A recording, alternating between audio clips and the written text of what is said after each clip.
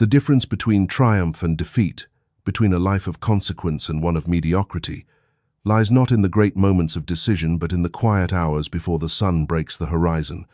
I have observed, through decades of public service and private struggle, that those who command their mornings command their destinies. The enemy, whether it be lethargy, despair, or the thousand natural shocks that flesh is heir to, strikes hardest at the man unprepared. Therefore, I submit to you that your morning ritual is not merely a routine, but a daily mobilization of the soul. The morning hours are your private war room, where strategies are formed and character is forged in the furnace of discipline. These sacred hours before the world intrudes with its cacophony of demands represent your opportunity to seize the initiative to move from a defensive posture to an offensive one.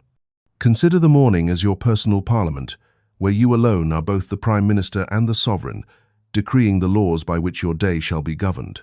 Every great edifice requires a foundation, and your morning routine is precisely that foundation upon which your entire day, and ultimately your life, shall stand. The morning routine is your declaration of independence from the tyranny of reaction. Most men stumble through their days like ships without rudders, tossed about by every wind of circumstance. But the man who claims his morning hours plants his flag upon the territory of his own life and declares, "This ground I shall defend, and from this position I shall advance." History teaches us that battles are won before they are fought. Napoleon knew this. Caesar knew this.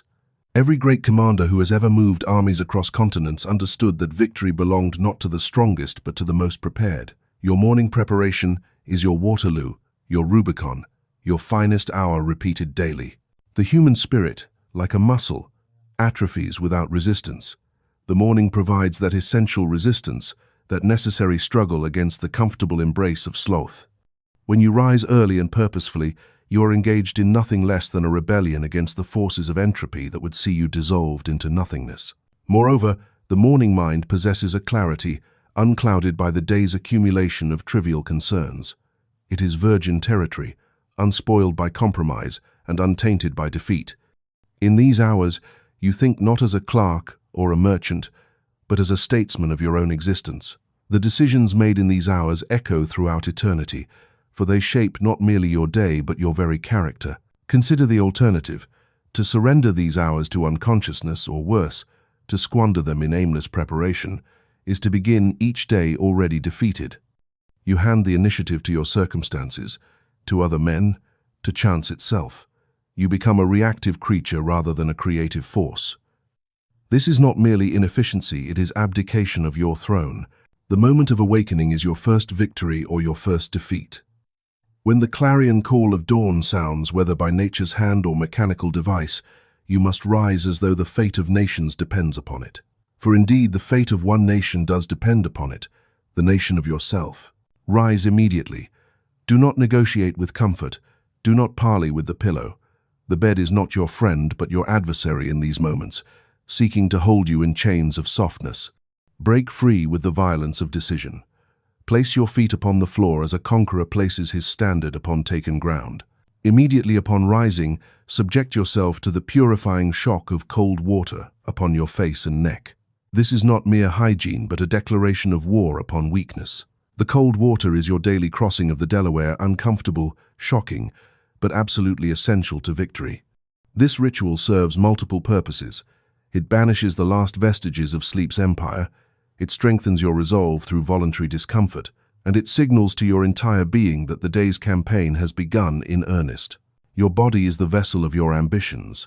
Neglect it at your peril. Engage in vigorous physical exercise, not the languid stretching of a cat, but the purposeful movement of a soldier preparing for battle. Push against the earth with your arms. Lift your body against gravity's tyranny. Move with purpose and controlled violence. This need not be an elaborate affair. Simple calisthenics performed with intensity shall suffice. The goal is not exhaustion but activation to set the machinery of your physical being into proper motion. 20 minutes of such activity shall pay dividends throughout the day that no amount of leisure could match. Then sit in stillness but not in emptiness. This is not the passive meditation of the Eastern mystic but the active contemplation of the Western warrior. Review your purposes. Examine your duties. Consider your enemies both within and without. Plan your attacks. Shore up your defenses. Spend these minutes as a general studying his maps before battle. Where shall you strike? Where might you be vulnerable? What resources do you command? What reinforcements might you require? This is strategic thinking at its most essential level. Feed your mind as you would feed a fire with the best fuel available.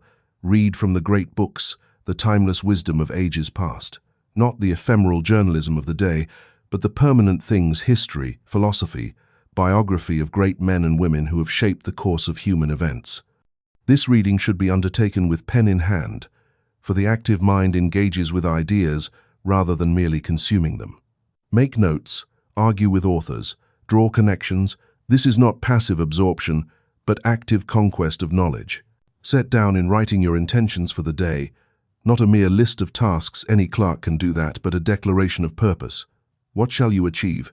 What battles shall you fight? What ground shall you take? Write as though you were composing orders for an army, for indeed you are an army of one. This written record serves as both map and compass. When the fog of daily battle descends, when confusion threatens to overwhelm your position, you can return to these written orders and remember your purpose. Break your fast, but break it wisely. The morning meal should energize, not stupefy. Eat as a warrior eats, for strength, not for pleasure. Simple foods, properly prepared. Avoid the sugar-laden confections that promise energy but deliver only weakness. Your breakfast should be your ally in the day's campaign, not a burden to be carried. Leave your morning sanctuary as a knight rides forth from his castle, prepared, armed, and eager for the contest ahead. Do not slink into your day, but stride into it. Your morning preparation has given you advantages that your competitors lack. You have seized the high ground while they still slumber.